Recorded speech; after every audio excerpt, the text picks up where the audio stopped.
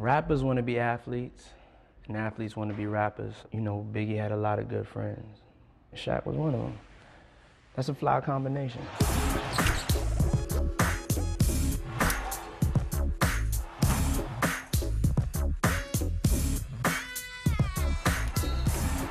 In 1994, Shaquille O'Neal met Christopher Wallace, better known as the notorious B.I.G. or Biggie Smalls.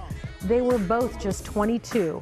Shaq was a dominating center for the Orlando Magic, already a two-time All-Star, and Biggie was a breakout rap star.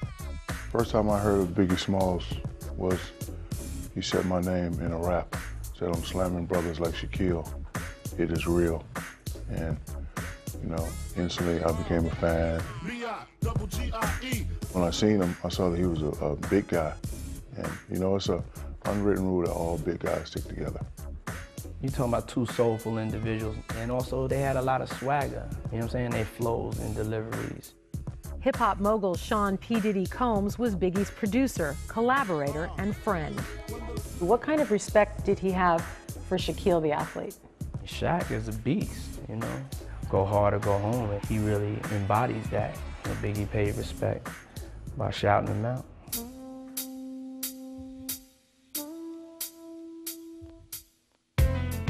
When he met Biggie, Shaq was already a rapper.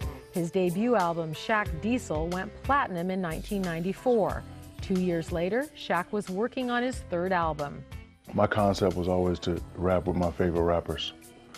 So I put out a call to him and you know, asked him if he would, you know, do a song with me. You know, he had asked Big to be on a record, and Biggie didn't really do records with anybody that he didn't really respect them musically. He wouldn't do something just to be nice. He came back right away. He said, yes, I'll do the song. Rapper Lil C's, Biggie's cousin, attended the recording session. They embraced each other. And you know, from the get-go, it just became, it was like that. It was like they knew each other for years. You know, just that chemistry of just two people respecting each other's craft. The minute they got together, it was magic.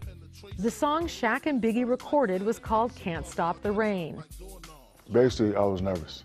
I was nervous. The reason why I was nervous because he was the greatest.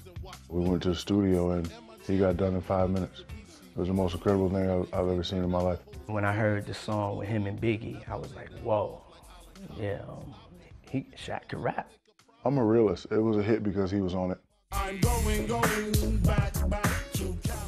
Shaq joined the Lakers in 1996, and on March 6, 1997, celebrated his 25th birthday in LA.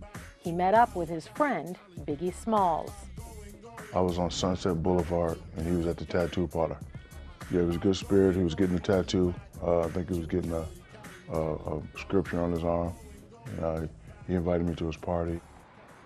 They made plans to meet at that party, which would be held 2 days later in Los Angeles after the Soul Train Music Awards.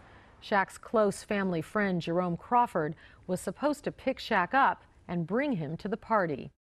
I had on a cold white suit and with the white hat and all that. I was waiting on Uncle Jerome, and I put some headphones on. Usually Uncle Jerome would just come up, but I guess he tried to call the front desk and they wouldn't let him through. I was actually on my way. I was dressed, ready to go. Shaq says he fell asleep and never made it to the party. A call from his mother woke him up at 4 a.m. She said, "Did you go to the party?" And I'm like, "No, what are you talking about?" She said, "You know your friend was shot." Shortly after midnight on March 9, 1997, Biggie left the party at the Peterson Automotive Museum in a SUV with 3 other passengers. A car had pulled alongside the SUV Biggie was in. Lil C's was in the back seat, directly behind Biggie. One dude in the car by himself and just didn't say nothing, just rolled up on the car, pulled out his hand out the window, started firing into the car, firing into the Biggie door.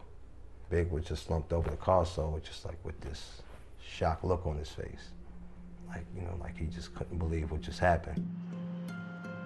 Biggie was shot 4 times in the chest and was pronounced dead a short time later at a local hospital. It was a sad day for everyone, sad day for everyone. In the years that followed, Shaq says he wondered whether he could have made a difference if he had made it to the party that night. In his autobiography, he wrote, If I would have been standing by his truck, would the killer still have shot? I've always asked that question. I think that man would have changed things.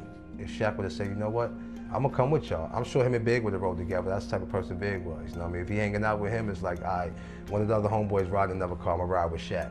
And I'm sure Shaq would have had security, and I'm sure Big probably would have had enough security to come with him that day just to make sure Shaq was all right. So I definitely think if Shaq would have been there, it definitely would have changed. Definitely would have changed. Shaq says that each year his birthday reminds him of the last time he saw his friend. I just think I was fortunate enough to say that I knew him, fortunate enough to say that, you know, he blessed me with 32 bars on my album, and I'm blessed enough to say that he knew me and I knew him. So I don't really think about the bad time, I just think about the good time, and he is the greatest now. Even now when I listen to his verse on different beats, it still sounds like he's still here.